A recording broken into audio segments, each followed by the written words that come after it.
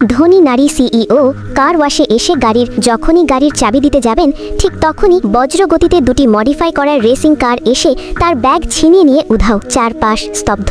কার ওয়াশের মধ্যবয়সী কর্মচারী শান্ত গলায় বললেন, ম্যাডাম গাড়িতে উঠুন। ধনী মহিলা কার ওয়াশম্যানের কথা শুনে হতবাক। গাড়ি যেন রাস্তাকে ছিঁড়ে সামনে এগোতে লাগলো। বাতাসের চাপে পথচারীদের অবস্থা নাজেহাল। ফেসবুকে প্রেম করে দেখা করতে আসা টাক লোকের চুল উড়ে গেল, সাথে তার গার্লফ্রেন্ডের কাপড়ও। ধনী মহিলা সিট আঁকড়ে ধরে বুঝলেন এই মানুষ সাধারণ কেউ নন। মাত্র 30 সেকেন্ডে তারা ছিনতাইকারীদের গাড়ির পাশে। দুষ্কৃতিকারীরা ধাক্কা দিতে এলে তিনি নিখুঁতভাবে স্টিয়ারিং ঘুরিয়ে এড়িয়ে গেলেন।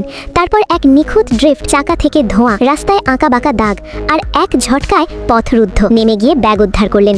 কিন্তু হঠাৎ এক ছিনতাইকারী ছুরি নিয়ে ঝাঁপিয়ে পড়তেই ধনী মহিলা ইলেকট্রিক শক স্টিক দিয়ে তাকে ধরাশায়ী করলেন। সেদিনই প্রকাশ পেল সত্য, এই কার ওয়াশ কর্মচারী আসলে সাবেক বিশ্ব র্যালি চ্যাম্পিয়ন। প্রতিদ্বন্দ্বী না থাকায় নিজেই রেসিং ছেড়েছেন। কিছুদিন পর বিলাসবহুল গাড়ির বহর নিয়ে হাজির হলো এক তরুণ রেসার, যে ছিল তার ছেলে। এখন সে দেশের চ্যাম্পিয়ন। বাবাকে নিতে এসেছে বড় বাড়িতে আরাম আয়েশে রাখতে, কিন্তু বাবা মাথা নাড়লেন, আমি শান্তিতে আছি। অভিমানী ছেলে তাকে বাড়ির দলিল সহকারে গাড়ির চাবি দিয়ে বাড়িতে আসতে বলে চলে গেল। কিছুদিন পর লোভে পড়ে ছেলে জড়িয়ে গেল এক অবৈধ রেসে, যেখানে তাকে ফাঁদে ফেলে হারানো হলো, সাথে গুরুতর আহতও হলো। দুর্ঘটনার খবর পেয়ে বাবা পৌঁছলেন ট্র্যাকে।